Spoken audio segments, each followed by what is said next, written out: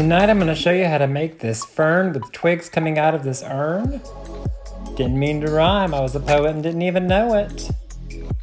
Hey guys, welcome back to Cameron Downing Home here on YouTube and Instagram. Be sure to subscribe below on YouTube and give me a thumbs up. I'm new, so I'd love for you to show me the love, that'd be great. Today, what we're going to be doing is repurposing an outdoor planter that I've had for several years here at the house. And as much as I would like to say I have tried, I have given it an effort. I am not a green thumb. In fact, I'm a spray painted thumb today, but I'm not a green thumb. And my few indoor plants that I have going for me only require minimal amounts of watering, and that's about all I can do. So I've given up on that. I've had this urn for a couple years, and I finally have decided that today is the day that we're going to turn this into a year-round arrangement. That's going to be perfect, and it's going to be great for the outdoors of your home. So stay tuned. I hope you enjoy. So what we have here is we have our foam. I have floral picks. I chose to get the long picks, and I'll show you why in a second here. My main focus of this arrangement is going to be the twigs that I'm using here. These twigs, and I'll get a little bit closer so you can see them. These twigs are kind of a ebony color. They had a lighter color, but I liked the little more modern take on them. Not being black, but being just a little more modern with this kind of dark ebony tone. There's a little bit of red to them, but I mean, they're really dark. And they're long. They are probably, in fact, I should say on here how long they are. They don't even say on here how long they are.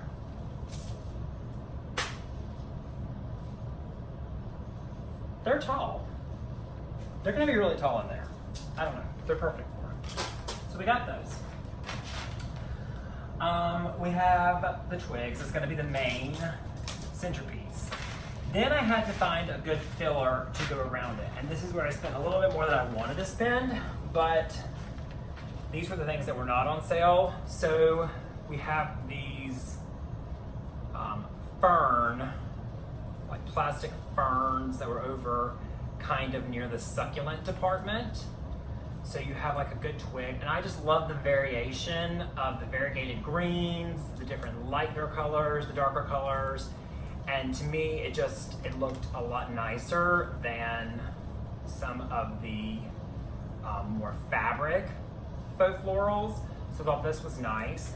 So I got 3 sprigs of these that I'm going to be working with and building a base around the bottom of the urn.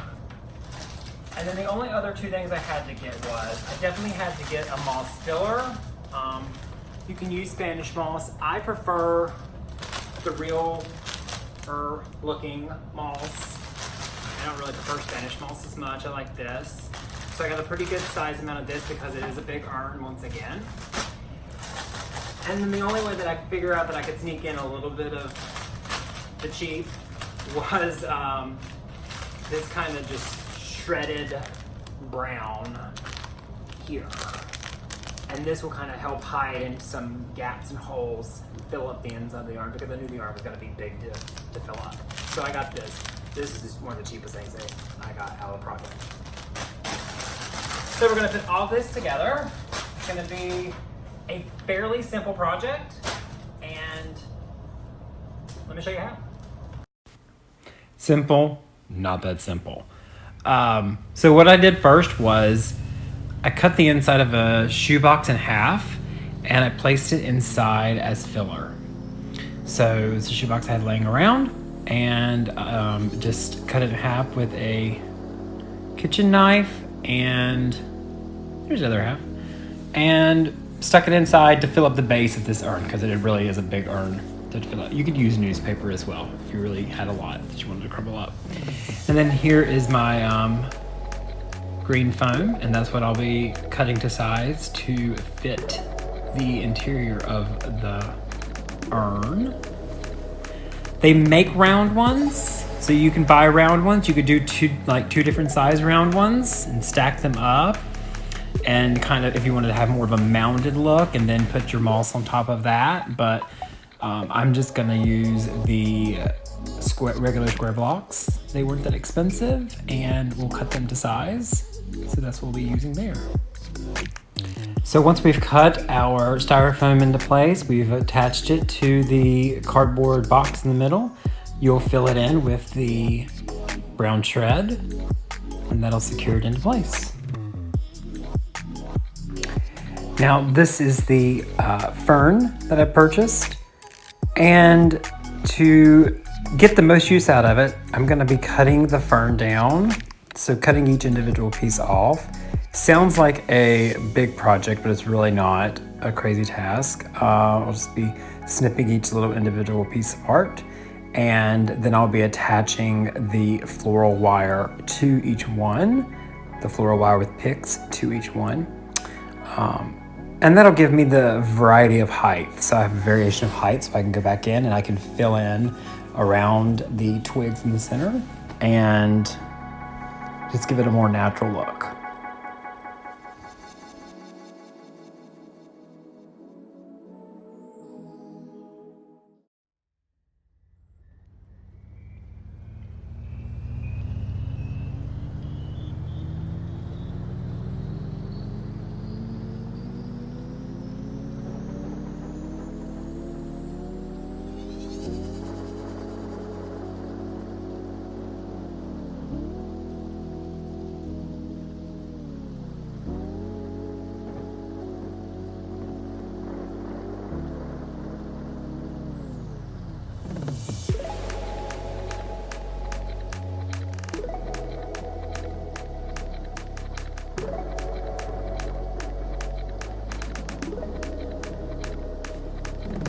It didn't take me long to cut all these pieces apart, maybe about 15 minutes to cut the 3 pieces apart.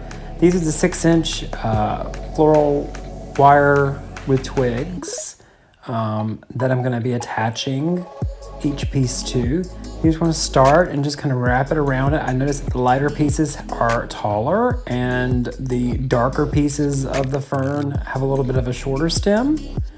And so I'll be able to go in with my different color variations using the lighter ones for height and the shorter ones to fill in around. And there you go. All done, ready to roll. Now we have our next step, and that is going to be that I'm gonna take the moss and I'm just going to hot glue and put the moss around the center first where the twigs will be going in.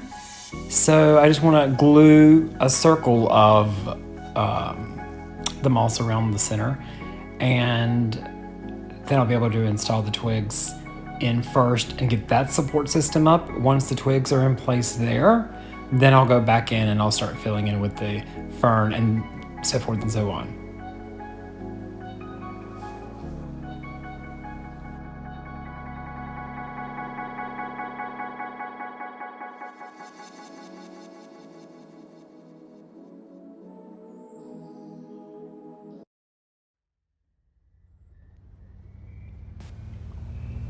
Once you've got the center of your moss down, you want to kind of start to position your twigs and figure out what you want the front view of your piece to be. It's going to be a 360 piece, but you really want to make sure that you kind of figure out the front view and how you want to do that first. So the twigs have different angles going towards them, so just kind of figure out the way you want to position them so you can have them going in, you know, opposite directions or fan out in the same direction. You can see how they kind of fan out and do a nice spread. I just use a little bit of hot glue and position them into place. Doesn't take very long. There were a total of 10 twigs in here. I thought I was going to use all 10. I got about 7 in there, and then I was like, okay, this is a bit aggressive. I don't need this many twigs, and I felt like it was just too much for the foam to hold. So I really only used about 6 or 7 twigs total. And once you have that done, then you're gonna start to fill in the rest of our moss. I'm gonna go in and really tightly, thank goodness I bought enough of the moss actually to go really in and Really pack it into the sides in those holes just to make sure that everything is nice and secure. Like I said, this piece is going to be well underneath shelter, so it's going to be near my door, but that's very far away from the elements, so it won't be bothered really by wind or anything that much. And it's very secure, but I just wanted to make sure.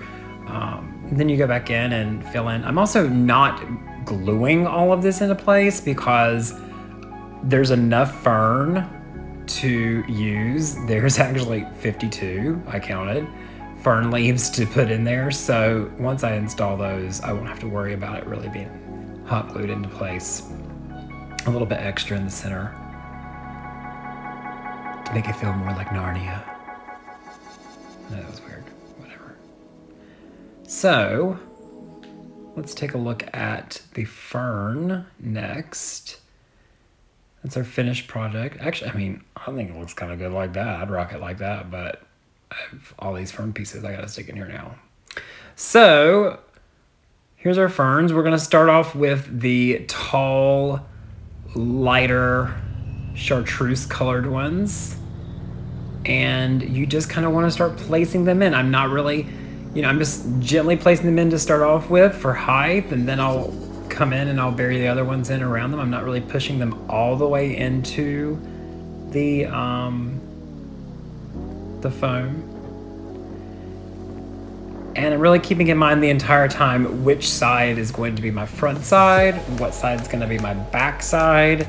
So I am getting a little more elevation to the back and definitely, putting a little more emphasis around the front and filling it in just a little bit stronger in the front side. But I have enough to really do the entire all 360.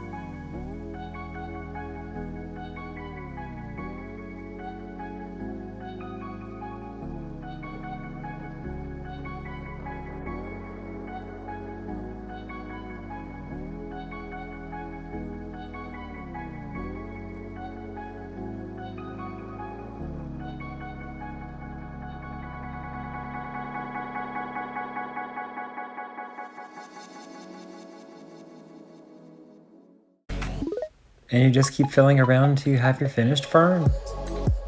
Thanks so much for watching, you guys. I hope you enjoyed this as much as I did. Have a great one.